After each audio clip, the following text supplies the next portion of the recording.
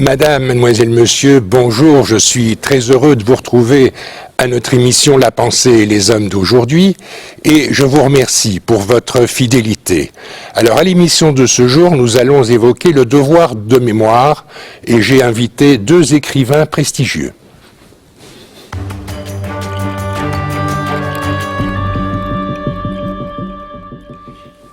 Pour nous parler du devoir de mémoire, j'ai le plaisir de recevoir Pierre Mertens et Alain Berenbaum.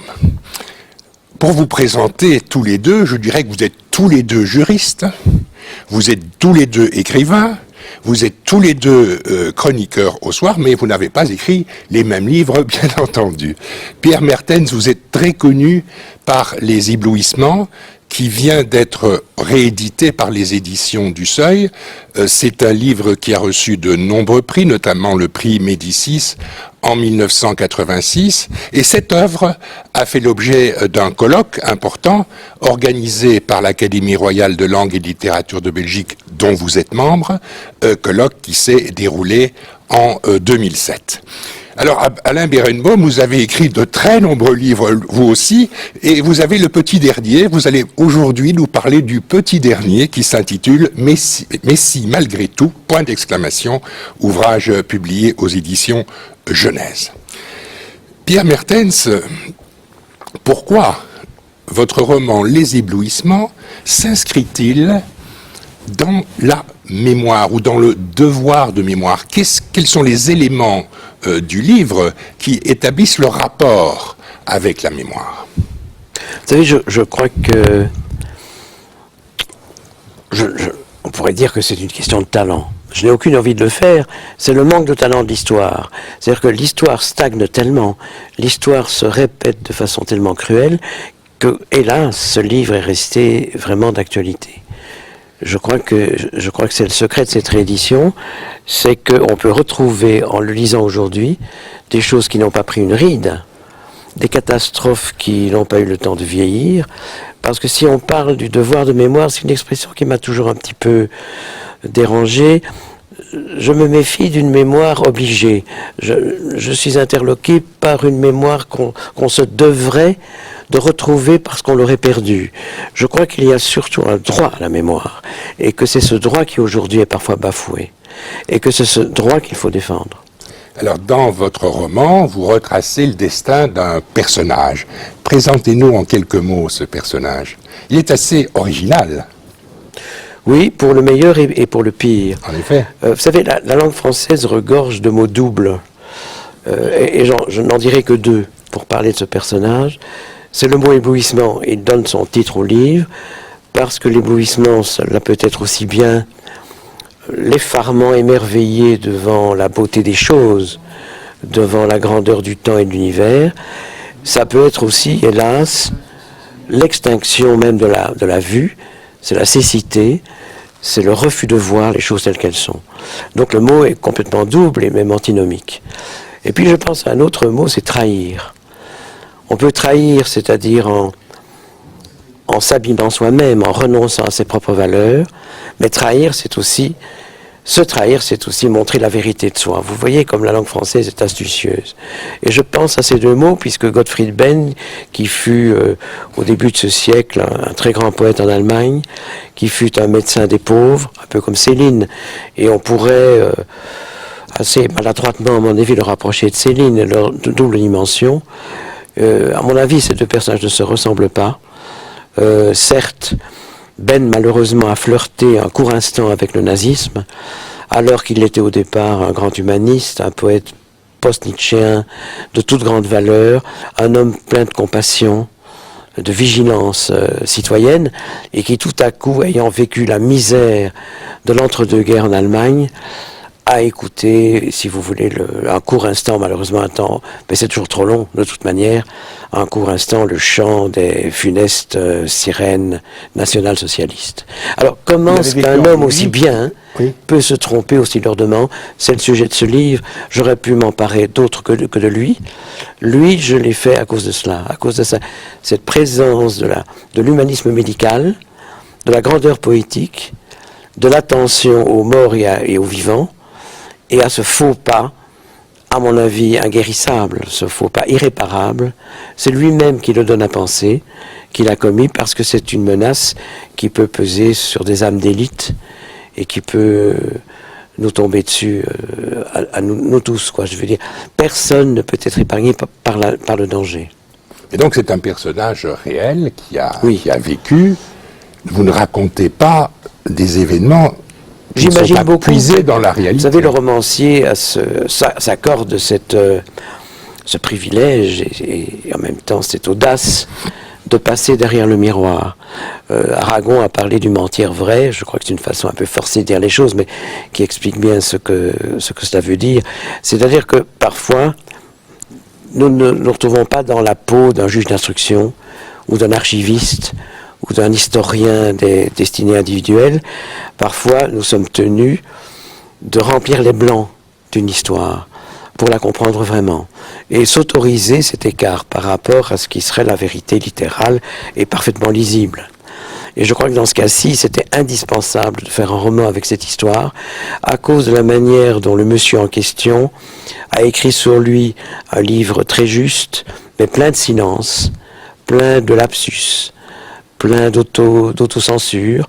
Et d'une certaine manière, je me suis attaché à remplir les blancs. Est-ce que vous lui reprochez cet aveuglement? Je ne suis ni juge, ni avocat, ni procureur. Je ne lui reproche rien. Je le donne à voir. Vous évoquez quand même le 14-18, Édith Cavell. Oui, je donne à voir des choses effrayantes. Bon, cet homme, qui, par rapport, c'est mal conduit tout à coup au cœur, ou à l'avènement plus exactement de la Seconde Guerre mondiale, avait commis ce qui pour moi est un geste effarant, c'est qu'il a assisté comme médecin militaire sous la capote de l'armée impériale pendant la guerre de 14-18 à l'assassinat légal d'Édith Cavell au tir national à Bruxelles, puisqu'il était à Bruxelles à ce moment-là. Ce qui m'a donné l'occasion dans le livre d'évoquer la Belgique et le Bruxelles occupé de l'époque. Et je ne comprends pas, évidemment, qu'un médecin, doublé en plus d'un grand poète, admette une chose pareille. C'est-à-dire qu'il faut imaginer cet homme face à un pilori où une femme a été clouée avec un bandeau sur les yeux et qu'il laisse 12 balles la transpercer pour constater ensuite simplement son décès. C'est un geste glaciaire, c'est un geste effrayant et totalement mortifère qui vraiment n'attire pas le respect. Et pourtant, c'est le même homme qui, de façon incroyablement zigzagante, effroyablement éparpillée, finit par se reconquérir. À la fin de la guerre, il va écrire 22 poèmes anti-hitlériens d'une violence et d'une cruauté absolue et presque inégalable. C'est le même homme. Donc il est venu à résipiscence. Oui et non, c'est-à-dire qu'il ne s'est pas livré à cet exercice, au fond, assez commode et complaisant qui est l'autocritique. Quand il écrit Doppelleben, double vie, il ne demande pas d'excuses. Il donne à voir, il met à plat ce qui lui est arrivé, ce qui lui est advenu. Il dit, nous avons vécu autre chose que ce que nous étions. Je crois que c'est la phrase clé du livre. Et je crains que beaucoup de gens finissent par vivre le contraire de ce qu'ils sont. C'est ce danger qui guette n'importe qui, un citoyen lambda comme un grand poète ou un grand créateur, c'est comme ça. Et il faut savoir que ça peut arriver, et donc on n'est jamais assez vigilant pour se garantir de cette chose et pour s'en protéger. Il n'a pas su le faire, il ne s'en repent pas de façon pathétique ou en nous demandant, en faisant appel à notre mansuétude. Il ne nous demande pas pardon. Et je trouve que c'est très bien, c'est très digne. Il dit voilà, au fond, j'ai été un salaud, j'ai voulu à un moment donné assister à la fin de la pièce, comme il le dit crûment et cyniquement, parlant de la Seconde Guerre mondiale. Il n'était pas conscient de ce qui se passait dans les camps, Dieu merci, sans quoi je n'aurais pas pu m'y intéresser valablement. Il n'y a pas une ombre d'antisémitisme dans cette œuvre. Il y a simplement un consentement au pire et qui est inexplicable. Et parce que je crois qu'il y a des voyages au bout de la nuit dont on ne revient pas.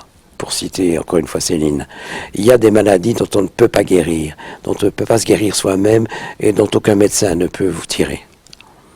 Alain Berenbaum, votre livre s'intitule, alors il y a un mot qui est très fort, Messie malgré tout. Messie, voilà quelque chose d'interpellant et de très mémoriel. Oui, d'autant plus qu'il s'agit ici du Messie de l'Ancien Testament, donc le Messie que vous baladez dans tous les pays du monde. Voilà, annoncé par les Juifs. Donc, il ne sait d'ailleurs pas, le Messie de mon livre, qu'il y en a un autre qui est arrivé entre-temps, on ne s'en aperçoit pas. Qui a eu un certain succès. Qui a eu un certain succès, oui, c'est passé. Mais, c'est passé, voyez-vous. Et donc, il arrive aujourd'hui, en 2011, il commence par aller à Odessa, enfin il croit aller à Odessa rencontrer les Juifs parce qu'il y avait une grande communauté juive et une grande vie intellectuelle juive. Bon, il est un peu fâché avec le temps. Et donc, quand il arrive à Odessa en 2010 ou 2011, il se passe plus rien. Il y a un Juif encore qui tient une librairie et qui sait à peine qu'il est Juif. Au départ, d'ailleurs, le Messie se trompe. Il va à Odessa et il tombe aux États-Unis parce qu'il y a aussi une ville qui s'appelle Odessa aux États-Unis et manifestement son GPS était un peu déréglé. Bon. Et donc, il va ainsi, en effet, passer de ville en ville en essayant de trouver des lieux symboliques, je dirais Cordoue, Bonn, Bruxelles aussi, pour terminer à Jérusalem. Est-ce qu'il est bien accueilli à Jérusalem? Alors, il est, en fait, partout, il est accueilli par des gens, chaque fois d'ailleurs, le regard qui est porté sur l'arrivée du Messie se fait à travers un personnage du lieu qui le croise, un journaliste à Odessa, un libraire à Odessa en Ukraine, un conducteur, un chauffeur d'autobus à Cordoue, etc. Une vieille dame, une vieille juive à Jérusalem. Et au fond, tout le monde l'accueille avec gentillesse, mais on ne sait plus qui il est. La mémoire s'est effacée en quelque sorte. Et on accueille ce brave homme comme un brave homme, et même s'il essaye à certains moments de manifester qu'il est bien le Messie et qu'il a un important message à passer à l'univers, à la planète, aux hommes, ça n'intéresse plus personne. Ce message ne résonne plus, et plus rien au fond de ce qu'il représente ne résonne. Chacun est occupé avec ses petites affaires, et ce qu'il promet, au fond, apparaît plutôt comme la catastrophe. Par exemple, quand il arrive à Jérusalem, il promet le réveil des morts, et c'est un désastre. Enfin, quelle idée, en quelque sorte. Bon. Quelle faute de goût. Et quelle faute de goût. Et donc, en passant ainsi, en faisant ainsi le tour de 10 étapes du Messie, et le lecteur marche ainsi derrière son âne, parce que l'âne du Messie a beaucoup d'importance dans ce livre.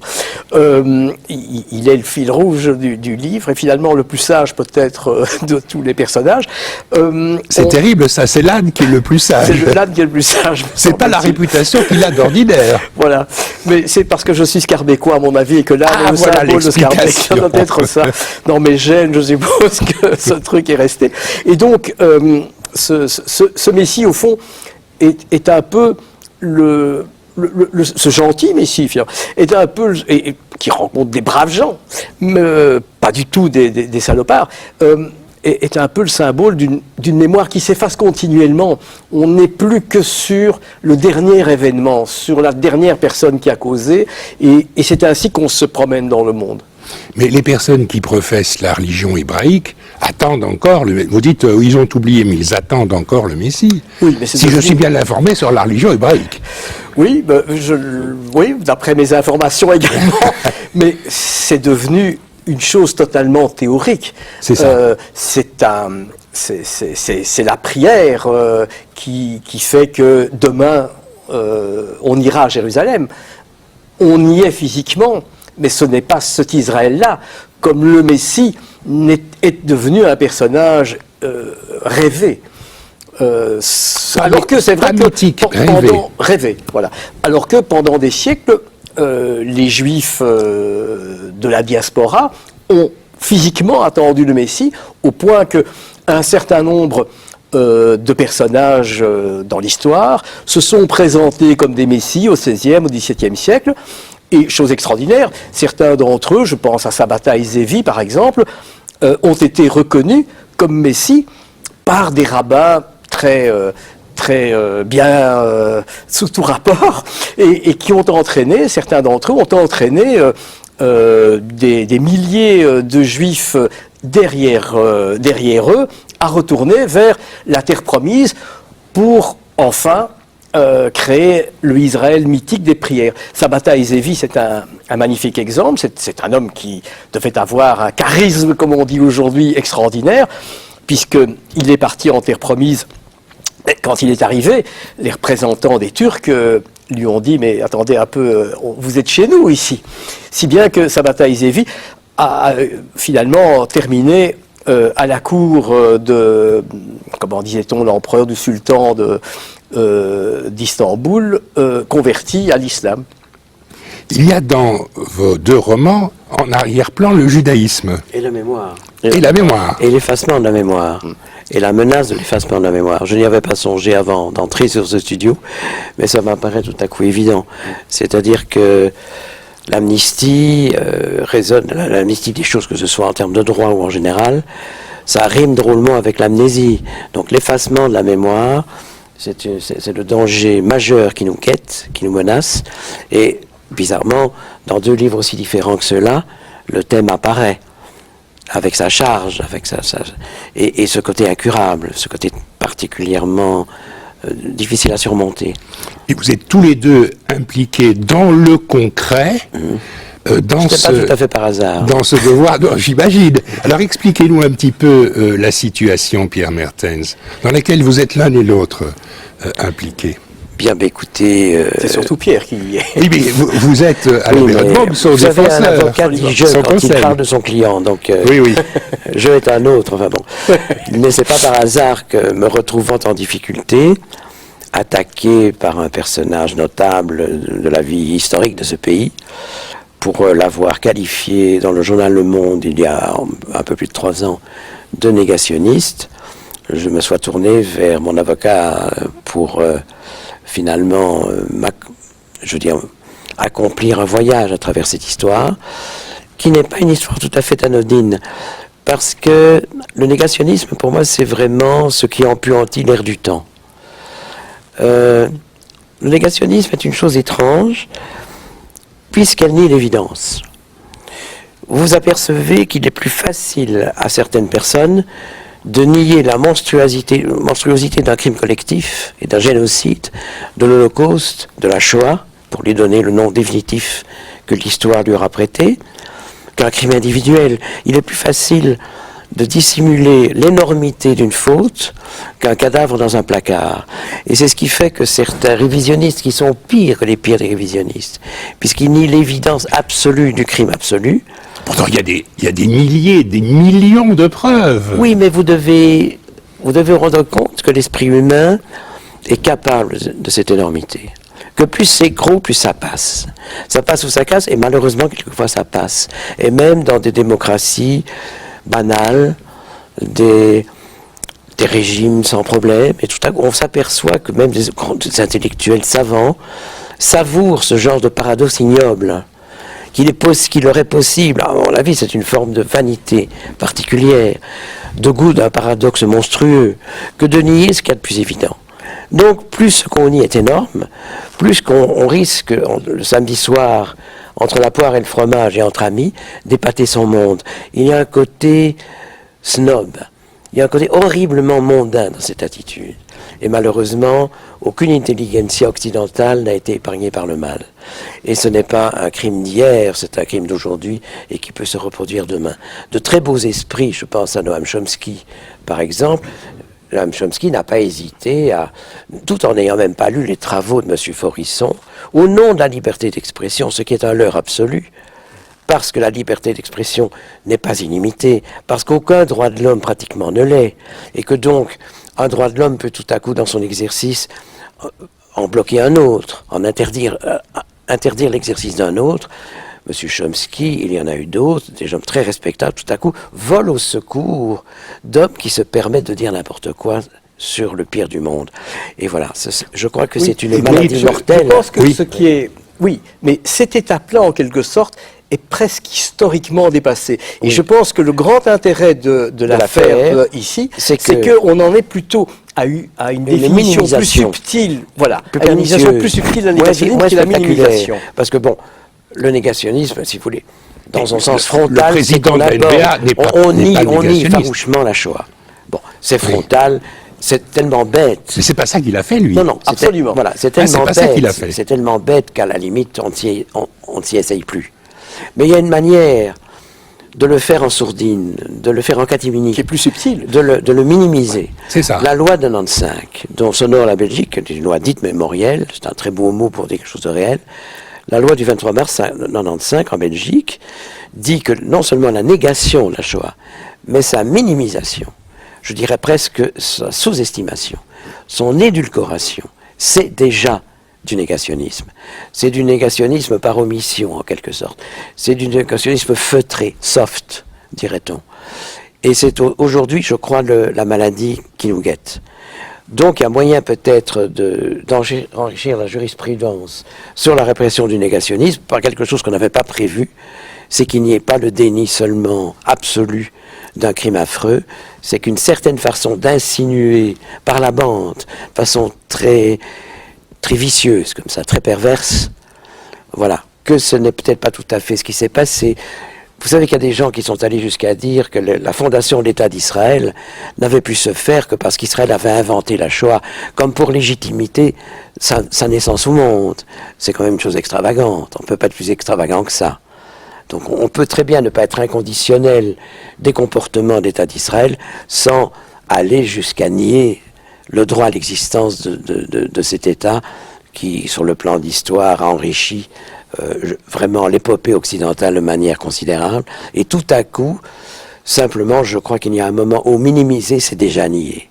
Il y a déjà du déni absolu et de la négation dans ce qui n'est en apparence qu'une espèce de façon de le traiter comme une chose banale, normalisable.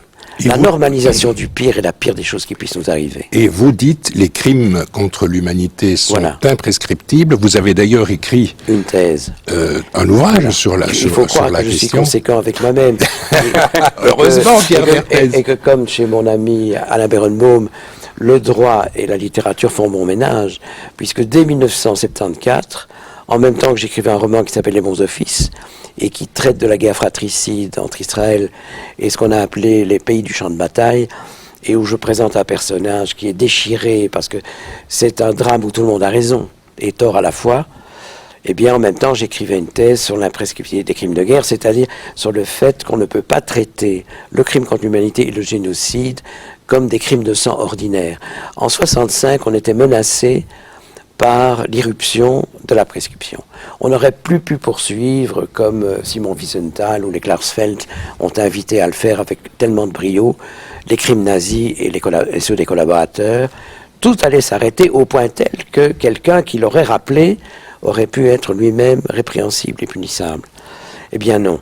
On a décidé que certains crimes échappaient à cette échelle normative, qu'ils étaient tellement immenses par nature que non seulement on pouvait les punir rétroactivement, donc le thème de la non-rétroactivité de la loi pénale, qui est pourtant un thème sacro-saint dans le droit, eh bien n'était plus valable dans ce cas-là, et on pourrait encore aujourd'hui condamner des gens pour ce qu'ils ont commis en 40-45, et ce n'est que normal. Il y a des crimes qui dépassent l'entendement. Et si vous voulez, un crime contre l'humanité, c'est un crime qui pénalise l'humanité entière, qui, à travers le massacre d'un peuple ou des éléments d'un peuple, s'en prend à l'humanité comme telle. Et pour cela, sur le plan moral, il n'y a probablement pas de pardon. Encore le pardon est-il un problème de conscience individuelle que chacun résout pour lui-même, mais il n'y a pas d'effacement possible sur le plan légal. Alors ce qui est curieux, c'est qu'on en a parlé, c'est que le procès, la cause qui vous oppose à un homme politique du nord du pays, cette cause risque d'être prescrite. Expliquez-nous un petit peu la situation, Ce n'est pas maître. d'une mince ironie que quelqu'un qui a voué son effort d'étudiant en droit à l'imprescriptibilité des crimes contre l'humanité se retrouve prescrit. D'abord, un juriste qui devient justiciable, c'est toujours un peu drôle.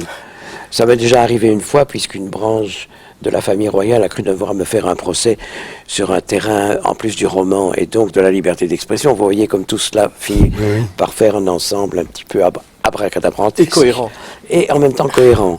C'est-à-dire que le romancier, chez moi, ne fait qu'annoncer ce que le juriste finit par énoncer, et vice-versa. Mais il y a une course-relais entre nous. Mais ici, la question risque d'être prescrite, maître de Oui, Rome. mais Oui. croyez bien que grâce à ce procès, et Dieu sait si je ne l'ai pas attendu ce procès, si je ne l'ai pas espéré, si je le trouve aberrant, Parce que cette question aurait pu être vidée dans l'aula d'une université, sur un campus.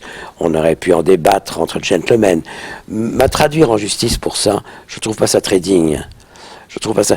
Demander à un intellectuel de répondre de ses jugements moraux, je trouve que c'est pas dans un prétoire que ça doit se traiter, pas plus devant une cour d'assises que devant un tribunal correctionnel. On aurait pu vider cela sans ce duel judiciaire. Mais le problème, c'est que le duel judiciaire ayant lieu, s'il était prescrit, ce serait affligeant. Et c'est un paradoxe de voir un justiciable ne pas se réjouir de ce qu'on lui reproche soit prescrit. Mais je ne m'en réjouirais pas du tout. C'est au moins ce qui me lie à mon accusateur, parce que cette effrayante question du devoir de mémoire par rapport à la vérité judiciaire sur un génocide, une fois de plus en Belgique, ne serait pas vidée comme un abcès. Et je trouve que cela devient incroyable qu'après tant d'années, cette question ne surgisse pas sur le théâtre judiciaire en bonne et due forme, parce que cette pièce de théâtre assez macabre mérite une issue. Et je prends le risque qu'elle ne me soit même pas favorable. Mais pour ces faits de presse, le délai de prescription est très court, est étonnamment très court, et la cause va devant la cour d'assises, pas devant un tribunal correctionnel. C'est une loi qui date de 1831, décret sur la presse, qui a prévu que tous les délits en matière de presse commis par la presse passent devant la cour d'assises, avec cette conséquence absurde, en réalité non voulue bien sûr par le législateur de l'époque, c'est que il n'y a plus de procès de presse en Belgique pratiquement depuis la Seconde Guerre mondiale. Il y en a eu un depuis 1945 et qui a tourné court d'ailleurs, parce que tout simplement il n'y a pas moyen d'organiser une cour d'assises. Donc on ne saura peut-être pas qui de Pierre Mertens ou de son contradicteur a raison. Nous soutenons le contraire et que la prescription n'est pas acquise. D'accord. Nous verrons dans les prochaines semaines ce qu'il en adviendra. Un tout dernier mot très court, Pierre Mertens, si vous voulez dire quelque chose. C'est-à-dire que quelle que soit l'issue de ce procès, je crois que par bonheur, et je crois que mon avocat et ami Alain en conviendra, il y a eu un déclenchement dans l'opinion, il y a un dialogue sociétal qui s'est noué. Nous multiplions les prises de parole, pas du tout pour dilater cette affaire ou lui donner des proportions qui nous paraîtraient à nous-mêmes démesurées, mais pour réveiller peut-être une certaine attention citoyenne sur cette question, parce que je crois que c'est une affaire qui concerne tout le monde. Elle n'est pas réductible, et ce que nous combattons, c'est la sous-estimation et la réduction. Eh bien, merci.